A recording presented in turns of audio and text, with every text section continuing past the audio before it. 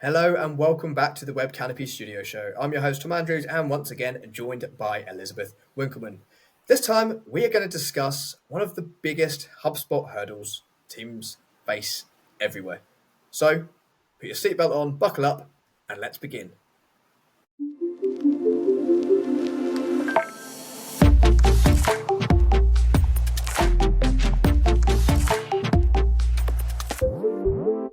So after that very cheesy intro, we are back. I didn't realise it was that cheesy at the time, apart from like after I was just like to Elizabeth, wow, that was cheesy. But we love a bit of cheese. I'm actually craving some today. Like some Me cheese too. crackers. Yep. And where I live, there's a shop called the Cheese Lady, literally maybe 2 blocks from here. I know where you're going tonight. Yeah, that thought has been planted. What's your default cheese, Tom? Cheddar.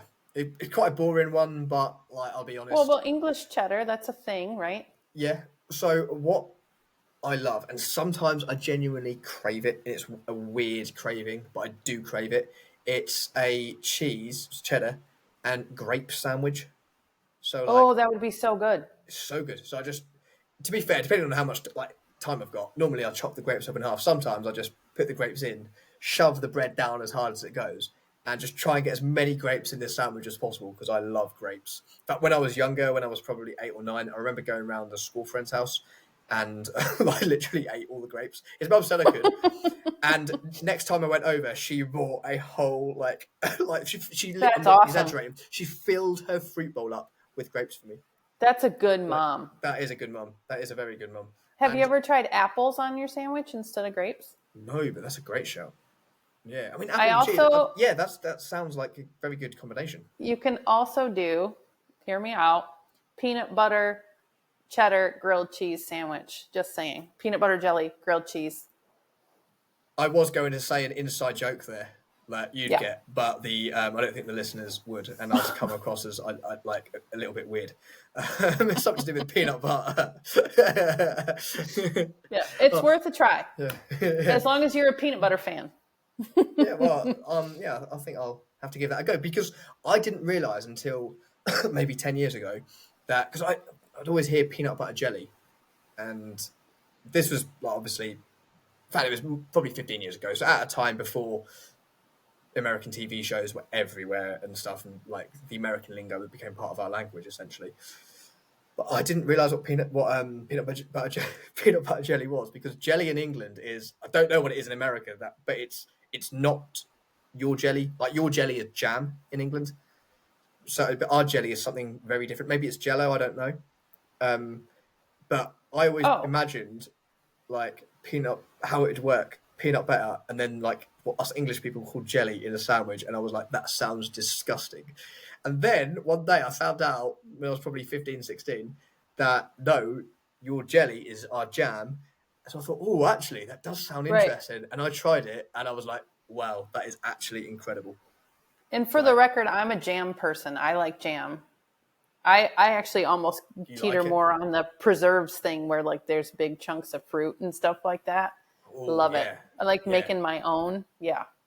And speaking of jamming, we've got a good jam going on today because we are going to talk about something that I think that, similar to the last episode, something that a lot of businesses experience, and that is like one of the biggest HubSpot hurdles most teams face.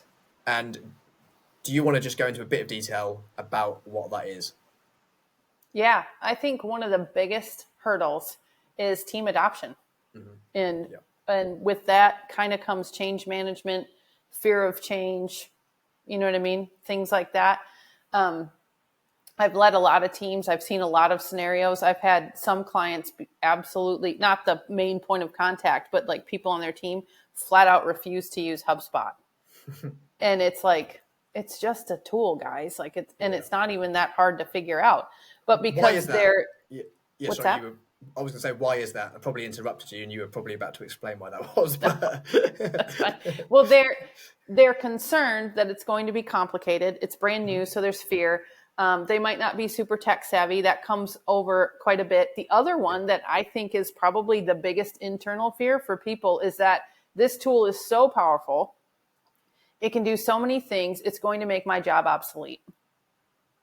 That, like, honestly, I don't think anybody has outwardly said that, but there's enough people where I pick up that vibe. Let's just put it that way. And what job role could that be? Like, what sort of job titles might be fearing that? Probably more, I don't know. I think it's kind of across the board. Probably more service and sales, perhaps. Not sales so much, but maybe like, I think service. I don't know. And would it would be hard to pin down. Would it maybe be the admins who are sort of, maybe if a sales team has an admin person who the sales team are out there selling, and then the admin team's collating all that information, and then they'll be like, this is a bit worrying here. Even though that person could actually use HubSpot and become a HubSpot super admin, and they're going to provide way more value to their company, and they'll probably get a raise because they'll be performing really well, and they'll save time. Yeah, it's usually someone that is reliant heavily on spreadsheets to do something, and it's an internal process that they are the one or few people that keep the keys to that process. And once you put it into HubSpot, one, it takes away the need for them to do that job, but then two, it also exposes something that they may or may not have been doing correct in the first place. You know what I mean? Yeah. And so there's that, and that's a real issue, right? And so on those scenarios, I can imagine that, especially being big in, say, manufacturing companies where they've maybe been set in their ways, and because it's worked, obviously these are successful companies, manufacturing companies can be incredibly profitable, but because they've had that, like you said, that one person who has just been in spreadsheets for so long, and when you've been doing that for 20, 30 years, you get it, don't you, why they are resistant to change. But I find it's just about letting them know that actually, like, even though you might fear, like, seeing something in the data that shows you haven't been doing something, that's actually a good thing, because then you can get even better. And you get the data and the platform to do things like, I saw a quote, and I'm going to butcher it, but it was on AI and why you should use AI and what you should use AI for. And I'm not saying HubSpot is AI necessarily, but I think the quote applies here. So if you remove the AI and you put in HubSpot, you want HubSpot to do the dishes and the laundry, the stuff that you have to do all the time, the mundane, repetitive tasks. I hate both. They're boring. If I could get a robot to do both, I would pay good money. So if you think of it that way, because if I have something that does the dishes and the laundry every day, then I have that time back to do something that only a human can do, which could be, if I'm a content person, for example, I could, do something better with the content, come up with a better story. You know what I mean? Something like that, where sure, AI can get you most of the way. Like, I just tried to ask AI how to explain HubSpot to someone using ancient Rome as the basis of the comparison, and I stumped it. So I just stumped AI. It never spit anything out, but I bet you $20 if Tom and I got on another podcast, we could spitball and come up with ways that HubSpot or use ancient Rome to explain it. But anyway, and that is true, by the way, because before this we were just chatting about ancient history, and we did say, like, for a semi-laugh, I think this could be a good idea about chatting about, okay, how can we maybe talk about ways that the ancient Romans and ancient Greeks marketed, and how can you use that with modern technology, which does sound a great episode. It does. Now we say it out loud. But it was completely true. Elizabeth put into ChatGPT what are some ways, essentially, and ChatGPT, like, it was just thinking for ages and it didn't spit anything out. Now that might have just been a little hiccup, who knows? Internet hiccup, who knows? But the point is, the way I look at AI and ultimately HubSpot is that it gives you that great foundation.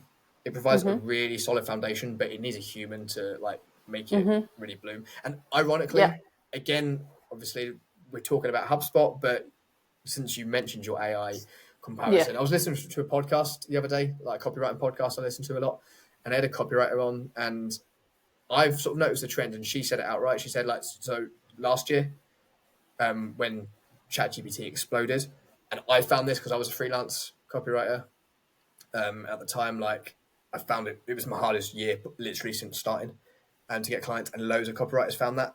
But what she was saying, and I've been out of the freelance game, like since I came back to Web Canopy, but what she was saying is actually now in 2024, it's back to how it was, because obviously all these clients who thought they could use like AI to do all the work are realizing that actually if you just rely on AI, then it's not that good. And also on top of that, if you're gonna use AI to write your copy, for example, then you don't, if you're not a copywriter, you don't know what's good and what's not, and you can't Exactly. do any critical thinking. And it's exactly the same with HubSpot. Mm-hmm. So Mm-hmm. if, for example, if you gave like some random person off the street like HubSpot and said, okay, like, you're going to replace this person who's working in a spreadsheet and relies on a spreadsheet, and you're going to be able to use HubSpot and take this person's job.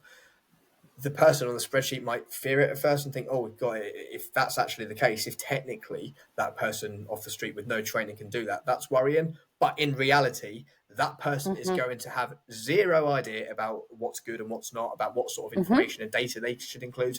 So when it comes to adoption, using that example of individual team members like being outright against using it, I think a Mm-hmm. lot of it is almost just having some people management skills and just having a chat with them and just reassuring them that their Yeah. job's safe and they're going to become more valuable.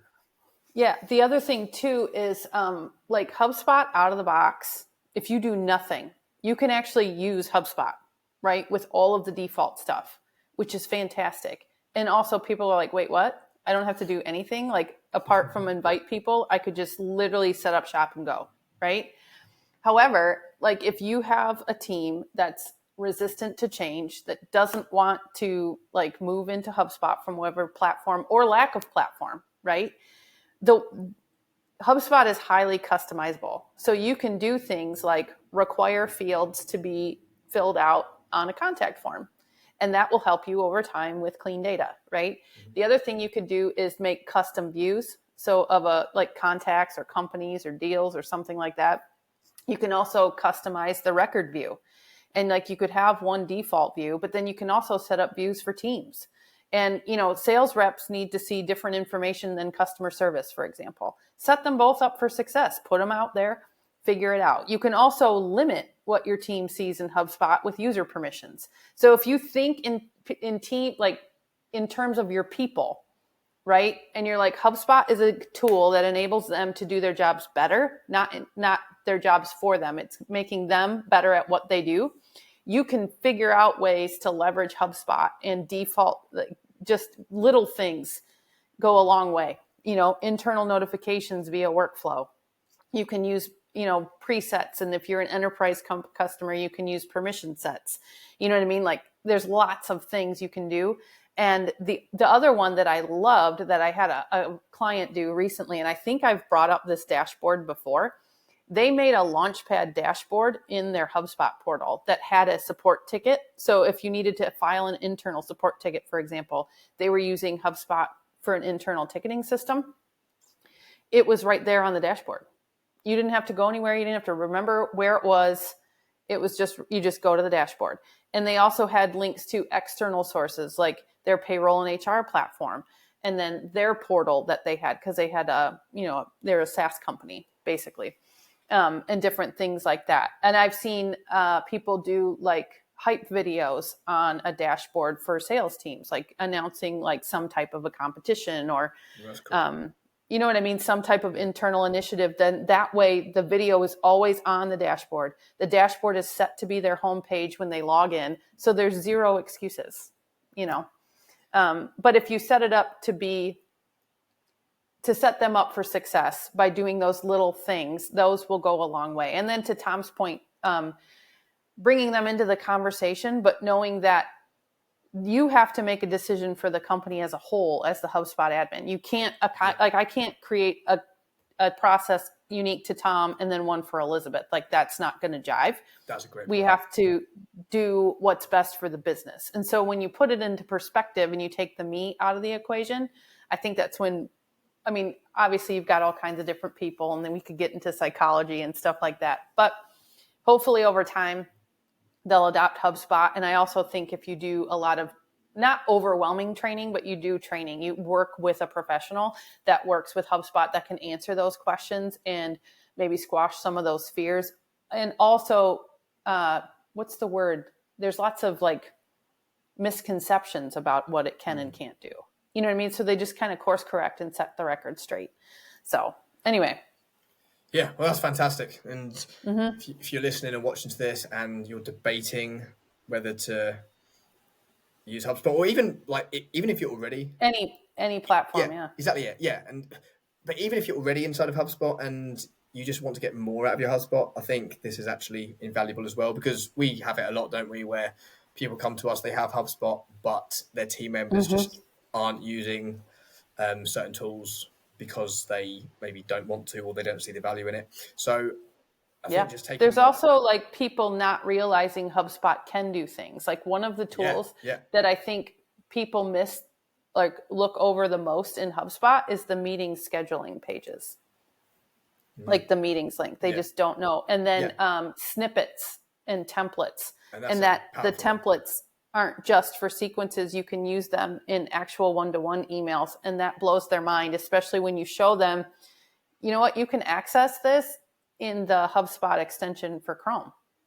And they're like, wait, what? Yeah. And just this think, right there. Yeah, and think how much time that will save them. So essentially when you do just walk people through it, and if they've been scared, I guess, about change or resistant to it, then you just walk them through all these individual things, and I'd be surprised if then they don't come on board. And like Elizabeth said, you've got to think of the team first rather than individuals. And if you think that like implementing all of these different features is going to benefit the team, then you have a decision to make if you've got a couple of individuals who are really resistant. But you know, that's an internal thing for you to figure out. But yeah, I think this episode has been really great, just because for me, what I think when it comes to business, individuals do have hold so much power inside of that business. Like if a couple of people are resistant to change, especially if they've been inside of the business a long time, then that can really filter down and sideways, and then other people start becoming resistant and think, oh, what's the point of this? So hopefully you can listen to this and think, okay, if you want to use HubSpot or want to adopt anything in your business, then follow these steps and hopefully you'll get your team on board. So with that being said, Elizabeth, thank you so much again. And in the near future, we've said it now, we're going to have to get a Harry Potter themed one going, and we're going to have to talk about what the ancients would do to market and how you can use that in the modern day. That sounds a great one. So we'll get that to you soon.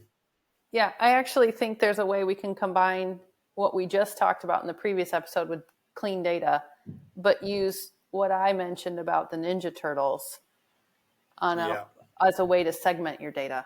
Yes. I'm just saying. And listeners, that is a tease that you won't know the answer to until you listen to that podcast. But that was a very fascinating story. So you got that to look forward to. And Elizabeth, thank you again. Yeah, you're welcome.